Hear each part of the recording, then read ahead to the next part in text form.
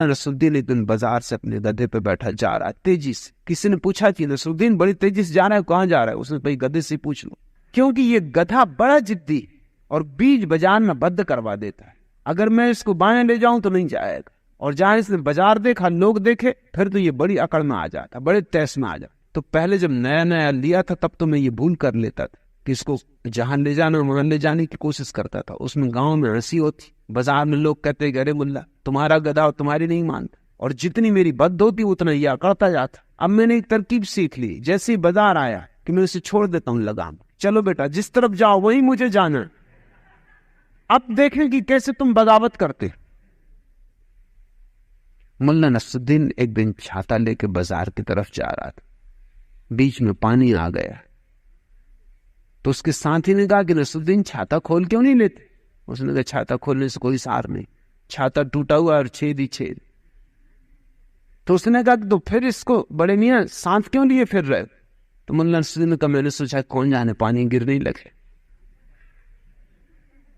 ऐसी हालत है अंधविश्वासी की। छाता है,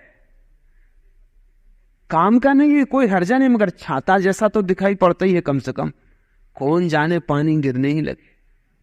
तुमने उस स्त्री की कहानी तो सुनी ना, जिसने चूड़ियां खरीदी थी नहीं, और महीने भर चटकाती फिरी, बजाती फिरी, मगर किसी ने ना पूछा। तो उसने अपने घर में आग लगा दी, और जब छाती पीट पीट के खूब हाथ हिला हिला के चिल्लाने लगी कि बर्बाद हो गई बर्बाद हो गई, तब एक स्त्री ने उससे पूछा कि भाई और तो सब ठीक है, बर्बाद तो तू हो गई, मगर चूड़ी कब खरीदी? उसने कहा ना समझ, अगर पहले ही पूछी होती तो घर में आग क्यों लगती। मुल्ला नसरुद्दीन चला जा रहा था, रास्ते से नुमाइश भरी थी, भीड़ भाड़ थी, पहने चूड़ीदार पजामा और अचकन और गांधीवादी टोपी, और बिल्कुल पहुंचा हुआ भगत मालूम हो रहा। एक सुंदर सी स्त्री दिखाई पड़ गई, बूढ़ा हो गया और कहता है जगत इत्यादि सब माया है। मगर जब एक सुंदर स्त्री दिखाई पड़ जाए तो ऐसे सिद्धांतों की बातों में कौन पड़ता है? एक धक्का दे लेने का मन हो ही गया, मन ही तो है, धक्का दे दिया। उस स्त्री ने भी चौंक के देखा, उम्र होगी कम से कम उसके पिता के बराबर मुल्ला नसरुद्दीन की। कहा कि शर्म नहीं आती, बाल सफेद हो गए। मुल्ला नसरुद्दीन ने कहा कि भाई बाल तो सफेद हो गए मगर दिल अभी भी काला, और धक्का बालों ने थोड़ी मारा, धक्का तो दिल ने मारा। एक आदमी ने मुल्ला नसरुद्दीन के द्वार पर दस्तक दी, उसकी पत्नी भी उसके साथ थी। मुल्ला ने दरवाजा धीरे से खोला, जरा सा खोला, बाहर खड़ा मित्र भी हैरान हुआ, मित्र से ज्यादा हैरान तो उसकी पत्नी हुई, क्योंकि मुल्ला बिल्कुल नंगा था। हैरानी की बात इतनी नहीं थी कि नंगा था, क्योंकि अपना अपना घर है, कोई नंगा रहना चाहे, क्या अड़चन। एक टोप भी लगाए हुए थे, अब नंगा और टोप लगाए, ये और एक हैरानी की बात थी। पत्नी से न रहा गया, पत्नी ने कहा और तो सब ठीक है, आपका घर है, आपको जैसे रहना हो रहे, मगर ये टोप। मुल्ला ने कहा ये ना पूछो, इसके पीछे भी राज। उसने कहा आप बताई दो, नहीं तो ये जिज्ञासा हमें खाए जाएगी, रात भर सो भी नहीं सकेंगे। मुल्ला ने कहा नंगा इसलिए हूं कि इस समय घर मुझे मिलने कोई आता ही नहीं। तो फिर टोप क्यों लगाया? तो उसने कहा कि कभी भूल चूक से कोई आ ही जाए, इसलिए।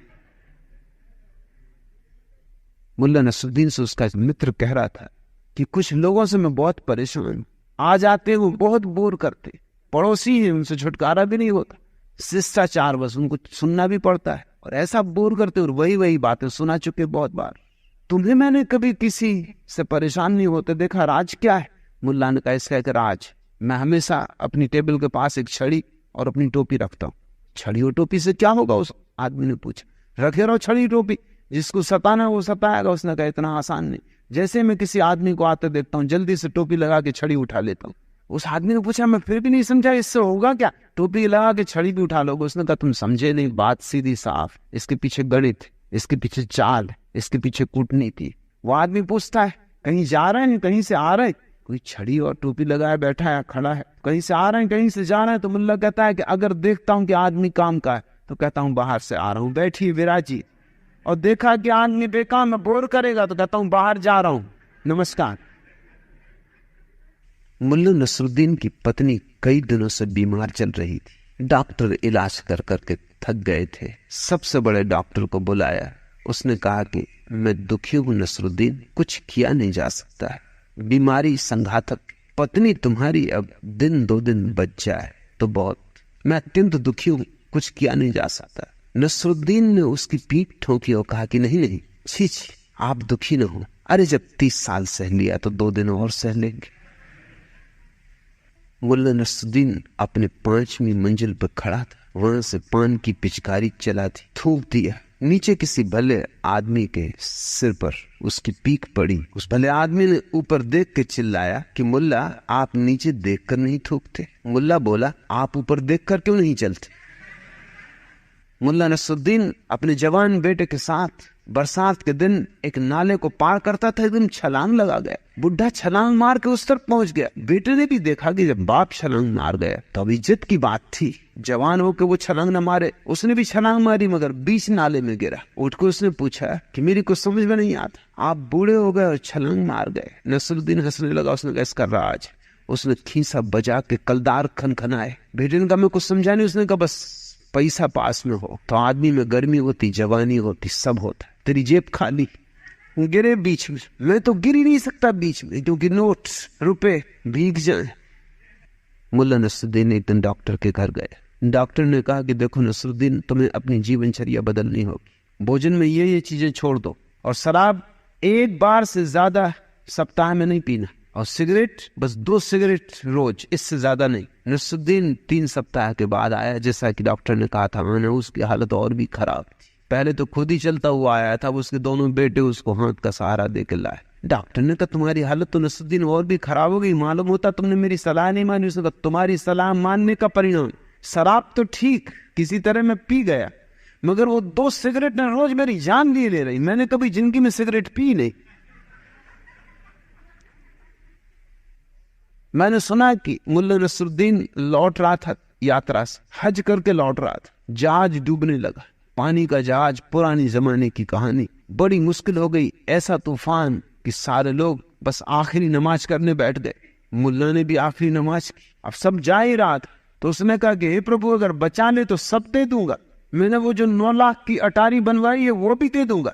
और लोग भी चौंके सुन के, क्योंकि वो 9 लाख की अटारी तो मुल्ला दीवाना था उसके पीछे। वो दे देगा, उसको दान कर देगा, ये किसी को भरोसा ना आया। लेकिन अब ऐसी कठिन क्षण में परमात्मा को भी लालच लोभ देना पड़ता है। कोई खुशामद यहीं थोड़ी चलती, लोग सोचते हैं वहां भी चलती।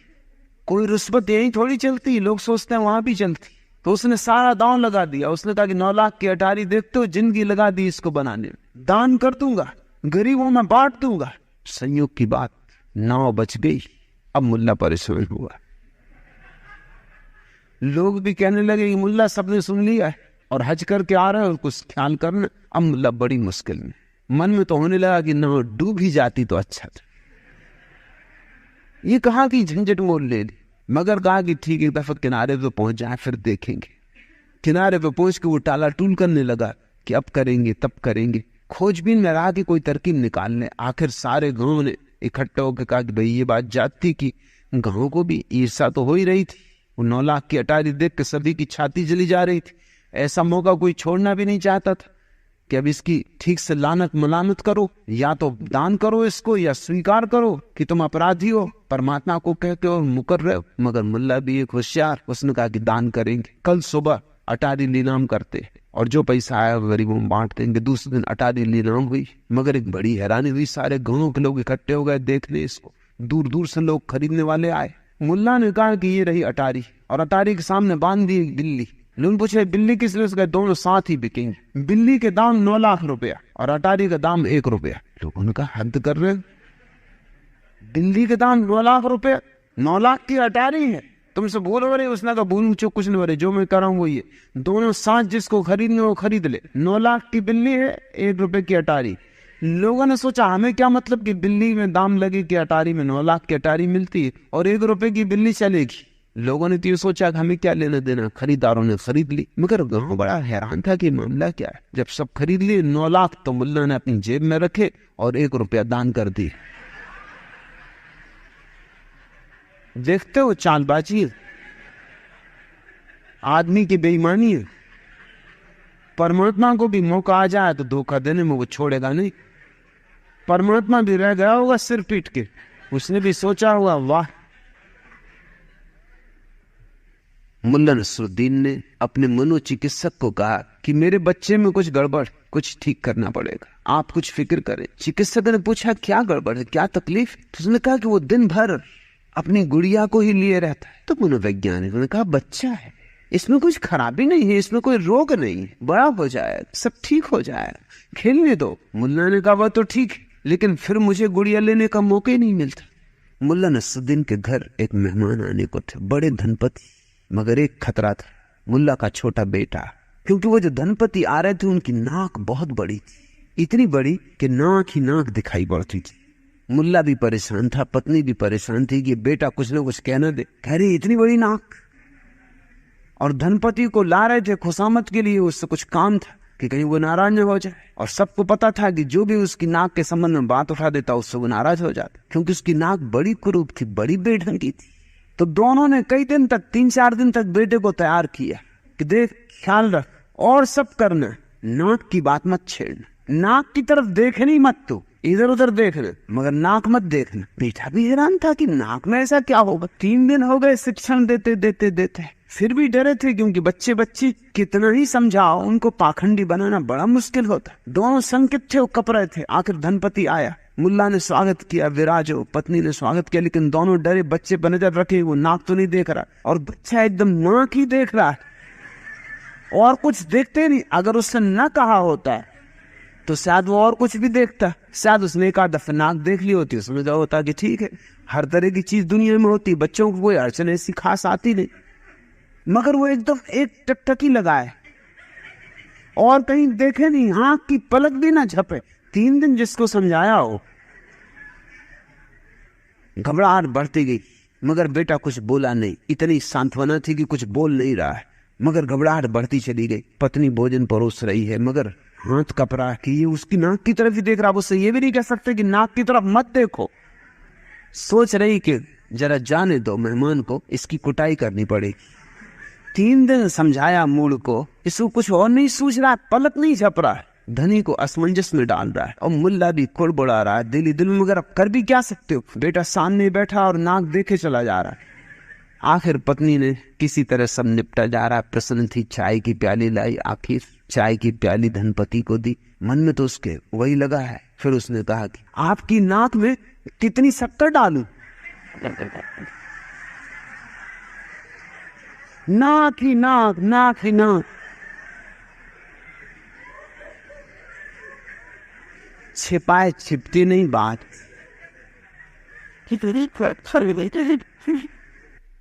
एक गांव के गंवार ने शादी की। शहरी होता तो इतनी हिम्मत नहीं रख सकता था, गांव का गंवार था। पत्नी को लेके चला वापस। घोड़ा गाड़ी थी उसके पास, घोड़ा बीच में अटक गया। उसने एक कोड़ा मारा घोड़े को और कहा कि एक। घोड़ा एकदम चल पड़ा, फिर अटका। उसने फिर उसे 2 कोड़े मारे और कहा 2। पत्नी बैठी बैठी सुन रही थी कि वो क्या रहा है। फिर तीसरी बार घोड़ा अटका, वो उतरा नीचे, निकाली उसने बंदूक और घोड़े को वहीं मार दी गोली। धड़ाम से घोड़ा नीचे गिर गया। 2 दफे चेतावनी दे दी, पर्याप्त। अब तीसरा मौका आ गया। पत्नी ने कहा ये तुमने क्या किया? उसने कहा 1। बस फिर उसके बाद 2 की नौबत नहीं आई। एक झील के किनारे मुल्ला मछली मार रहा था। झील के सामने तख्ती लगी कि मछली मारना सख्त मना है, जो भी मछली मारेगा मुकदमा चलाया जाए। मगर ऐसी झीलों में तो मछलियां मिलती जहां सभी मछलियां मार रहे हो, क्या खाक मिलेगा? दिन भर बैठे रहो बंसी लटकाए, राम राम जपो, कुछ नहीं होता। ऐसी झीलों में मुल्ला बहुत मछलियां मार चुका, कभी कुछ नहीं मिलता। और शाम को जाके मछली वाले से उसको मछली लेनी पड़ती, क्योंकि पत्नी को तो दिखाना ही पड़ेगा कि मार के आए, नहीं तो वो कहेगी दिन भर बर्बाद किया। वो जाता है मछली वालों की दुकान पर, बाहर खड़े हो कहता है भाई जरा मछली फेंक देना। मछली वाला पूछता है मछली फेंक क्यों देना, ले क्यों नहीं लेते हाथ में? उसने कहा कि चाहे कुछ भी हो जाए मछली पकड़ सकूं या ना, लेकिन झूठ कभी नहीं बोलूंगा। पत्नी से जाके कहना है कि मछली पकड़ी है, तुम फेंको तो मैं पकड़ लूं, झूठ मैं नहीं बोल सकता। इधर तो मछलियां ही मछलियां थी। उसने फिक्र छोड़ दी तख्ती की। ऐसे समय में कोई तख्तियां, नींबू इत्यादि की फिक्र करता है, कौन पकड़ने वाला, देखा जाएगा जब जो होगा। मजे से मार रहा था मछलियां। तभी मालिक आ गया, बंदूक लिए पीछे आके खड़ा हो गया, कहा कि मेरी तरफ देखो। तख्ती देखते हो? मुल्ला ने तख्ती देखी, कहा कि हाँ देखता हूं। तो यहाँ क्या कर रहे हो? कहा मछलियों को तैरना सिखा रहा हूं। अब और क्या करोगे? तो कांटे में आटा क्यों लगाया? तो उसने कहा मछली बिना उसके तैरना नहीं सीखती, इसलिए कांटे में आटा लगाया। मछली फंसे फिर उसको तैरना सिखा दो। एक साहब बेहद कंजूस थे। एक दिन वे सुबह सुबह उदास सिर झुकाए बैठे थे तो उनके एक दोस्त ने पूछा, भाई क्या बात, क्यों उदास? उन्होंने उत्तर दिया, पहले 15 रुपए किलो घी मिलता था और अब 10 रुपए किलो घी हो गया। यह सुनकर दोस्त ने कहा, फिर तो तुम्हें खुश होना चाहिए, 1 किलो घी लेने पे 5 रुपए बचेंगे। उन सामने का यही तो दुख है, पहले मैं घी न खा के 15 रुपए बचाता था और अब केवल 10 रुपए बचेंगे। मुल्ला नसरुद्दीन का बेटा घर आया, उसने अपने बाप से कहा कि सुनते हो, आज मैंने 8 आने बचाए, बस में नहीं बैठा, बस के पीछे दौड़ता आया। मुल्ला ने उसको 2 चपत रसीद की, एकदम 2 चपत रसीद की कि उल्लू के पट्टे, अगर बचाना नहीं था तो टैक्सी के पीछे भागना था, 3.5 रुपए बचते, 98 बचा के आ गए। एक साहब एक शानदार होटल में पहुंचे और उन्होंने उम्दा कीमती खाना खाया। जब बैरा बिल लाया तो उन्होंने पैसे देने से इनकार कर दिया। बैरा मैनेजर के पास पहुंचा, उसे सारी बातें बताई। मैनेजर ने आके उनकी अच्छी तरह मरम्मत की। मार खाकर वे कराहते हुए दरवाजे की तरफ बढ़ रहे थे कि अचानक बैरे ने झपट कर उनके मुंह पर 2 घूंसे रसीद किए। मैनेजर ने बैरे को डांटा, जब मैं मार चुका हूं तो तुम्हें मारने की क्या जरूरत पड़ी? बैरे ने कहा, जी वो तो आपने अपना बिल वसूल किया, मुझे भी तो अपना टिप वसूल करने दी। एक सर्द सुबह की बात, एक हाथी धूप ले रहा है, एक चूहा भी उसे देखने चला है। उसने चारों तरफ उसके चक्कर लगाए। फिर उसने ऊपर सिर उठा के हाथी से कहा कि भाई तुम्हारी उम्र कितनी? हाथी ने कहा, मेरी उम्र 2 साल। था तो 2 साल का ही बच्चा, लेकिन हाथी तो हाथी। चूहा कुछ सोच विचार में पड़ गया। हाथी ने पूछा कि और भाई तुम्हारी उम्र कितनी? तो चूहे ने कहा कि उम्र तो मेरी भी 2 ही साल है, मगर मेरी तबीयत जरा ठीक नहीं रहती। 2 गधे धूप में खड़े थे। एक गधा बड़ा प्रसन्न हो रहा था, दुलत्ती झाड़ रहा था और लौट रहा था। दूसरे ने पूछा कि बड़े आनंदित हो, बड़े मस्त हो, बात क्या है? सदा तुमने उदास देखा, आज बड़े आनंद मग्न हो रहे हो, बात क्या है? उसने कहा कि बस अब मजा ही मजा है, आ गई सौभाग्य की घड़ी जिसकी प्रतीक्षा थी। दूसरे गधे ने पूछा कि हुआ क्या, कुछ कहो भी, पहेली न उलझाओ और सीधी सीधी बात कहो। उसने कहा, बात यह है कि मैं जिस धोबी का गधा हूं उसकी लड़की जवान हो गई। दूसरे गधे ने कहा, लेकिन उसकी लड़की के जवान होने से तुम क्यों मस्त हो रहे हो? उसने कहा, तू सुन तो पहले पूरी बात। जब भी लड़की कुछ भूल चूक करती तो धोबी गुस्से में आ जाता और कहता कि देख, अगर तूने ठीक से काम न किया तो गधे से शादी कर दूं। अब बस 1-2 दिन की बात है, किसी भी दिन जिस दिन लड़की ने कोई बड़ी भूल की और धोबी गुस्से में आ गया, और तुम तो जानती हो मेरे मालिक को कि कैसा गुस्से में आता है, कि जब मुझ पर गुस्से में आ जाता तो ऐसे डंडे फटकारता है कि जिस दिन भी जोश में आ गया उस दिन ये शादी हुई ही हुई है। अब सौभाग्य का दिन आ गया, मगर तुम उदास ना हो, बारात में तुम्हें भी ले चलेंगे। मुल्ला नसरुद्दीन अपने गांव के महाकंजूस सेठ के पास मस्जिद के लिए कुछ दान मांगने गए। उस सेठ ने कभी किसी को दान दिया ही नहीं था। उसकी यही ख्याति थी कि जीवन में उसने कभी किसी को दान नहीं दिया था। उस पर था बहुत, मगर वो एक से एक तरकीबें निकालता था। एक दफा कुछ लोग दान मांगने गए थे, उन्होंने कहा कि हम अनाथालय के लिए दान मांगते। तो उसने कहा, सुनो, मेरी माँ 80 साल की बूढ़ी है और भूखों मर रही, मेरा भाई लंगड़ा है, दाने दाने को मोहताज, मेरी पत्नी बीमार पड़ी, दवा का भी इंतजाम नहीं। जो लोग आए थे दान मांगने वो तो बड़े हैरान हुए। उन्होंने कहा, आप इतने कष्ट में, हमें मालूम नहीं था। उसने कहा, कष्ट में मैं नहीं, मगर मेरी माँ 80 साल की है, उसकी मैं कुछ सहायता नहीं करता है। मेरा भाई लंगड़ा है, उसकी मैं कोई सहायता नहीं करता। मेरी पत्नी बीमार पड़ी है, खाट से लगी, उसकी मैं दवा नहीं करता। तो जब मैं अपनों की नहीं करता तो मैं दूसरों की क्यों फिक्र करूं? होंगे अनाथ, मेरे घर में ही काफी अनाथ। बहुत तरह से लोगों ने कोशिश की थी, लेकिन कभी उसने किसी को दान दिया नहीं। जब मुल्ला उससे दान मांगने गया और मुल्ला ने बड़ी करुण गाथा सुनाई कि मस्जिद बिल्कुल गिरी जा रही और उपासकों के ऊपर किसी दिन गिर जाएगी तो हत्या हो जाएगी और आपके रहते। तो उसने कहा, एक काम कर, मेरी एक आंख नकली है और एक असली, तू बता देगी कौन सी नकली। अगर तूने ठीक ठीक बता दिया तो मैं दान दूंगा। मुल्ला ने एक क्षण उसकी आंखें देखी और कहा, आपकी बाईं आंख नकली। सेठ बहुत चौंका, लगा तूने जाना कैसे? उसने कहा कि जाना इसलिए कि बाईं आंख में थोड़ी दया ममता मालूम होती, ये नकली होनी चाहिए आंख, असली आंख तो बिल्कुल पत्थर की, उसमें तो कोई दया ममता का सवाल नहीं। चलती ट्रेन के स्लीपर में ऊपर वाले मुसाफिर की नींद खुली तो झुककर नीचे वाले से बोला, भाई साहब क्या बचा है? 5:05 जवाब मिला। 5:05। थोड़ी देर बाद समझने की कोशिश करने के बाद उन्होंने फिर पूछा, भाई साहब कितना बजा है? 5:10 जवाब मिला। क्या 5:05? क्या 5:10 लगा रखा है? साफ साफ बताते नहीं कि टाइम क्या है? डांटते हुए ऊपर वाले मुसाफिर ने कहा। नीचे वाले ने अपनी घड़ी दिखाते हुए सफाई दी, भाई साहब जब छोटा कांटा है ही नहीं तो आप ही बताओ, मैं क्या बताऊं? 5:05, 5:10। एक ट्रेन में 2 यात्री साथ बैठे। एक ने पूछा दूसरे से विवाहित जीवन के बारे में, तुम्हें मेरे विचार मालूम? दूसरे यात्री ने कहा, क्या तुम विवाहित हो? पहला यात्री, हाँ। तो दूसरे ने कहा, तो फिर मालूम। मुल्ला नसरुद्दीन की पत्नी उससे पूछ रही थी, क्या तुमने कभी सोचा मुल्ला कि यदि मेरी शादी किसी और से हो जाती तो कितना अच्छा होता? मुल्ला ने उत्तर दिया, नहीं, मैं किसी व्यक्ति का बुरा क्यों चाहने लगा।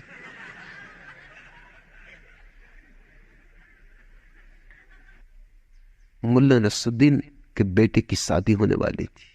मुल्ला ने उसे एकांत में बुलाया और कहा कि 2 बातें सदा ख्याल रखना, जीवन के अनुभव से कह रहा हूं। अब तू विवाह कर रहा है इसलिए सार निचोड़ तुझे समझा देता हूं। पहली बात, पत्नी को कोई भी वचन दे सदा पूरा करना। फिर मुल्ला को झिझका। बेटे ने पूछा, और दूसरी बात? मुल्ला ने कहा, तब कहनी पड़ेगी, और भूल के भी पत्नी को कोई वचन मत देना।